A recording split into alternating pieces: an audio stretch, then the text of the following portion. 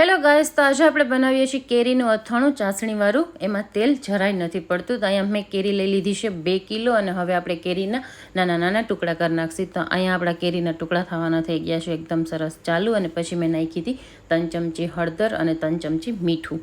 આમાં મીઠું પણ બહુ ઓછું પડે છે. ફરી કરી લેશે આપણે એને મિક્સ અને એકદમ સરસ મિક્સ થઈ જશે. પછી આપણે એમાં ઉમેરશી ખાંડ. અને આપણે અત્યારે 2 કિલો કેરી લીધી છે તો આપણે 2.5 કિલો ખાંડ જોશે. તો આ આવી ગઈ છે આપણી ખાંડ. આમાં આપણે એકદમ સરસ ખાંડને મિક્સ કરવાની છે જેનાથી આપણી ચાસણી જલ્દીથી બનવા માંડે. તો આવી ગઈ છે ખાંડ. હવે હું એને કરું છું મિક્સ અને એનો લુક જુઓ કેટલો મસ્ત આવે છે અત્યારે. તો કોને કોને કેરીના અથાણા પસંદ છે મને જરૂરથી કમેન્ટમાં કહેજો. પછી આપણે એને લઈ લીધા હતા ટોપિયામાં અને હવે આપણે એમાં કોટનનું કપડું બાંધી નાખીએ. અને હવે આ અથાણાને આપણે 8 દિવસ માટે તડકે મૂકવાના છે જેનાથી આ અથાણાની ચાસણી એકદમ સરસ પાકી જાય. અને આ અથાણાનો મસાલો આપણે બનાવશી પાર્ટ 2માં. તો ત્યાં સુધી રાહ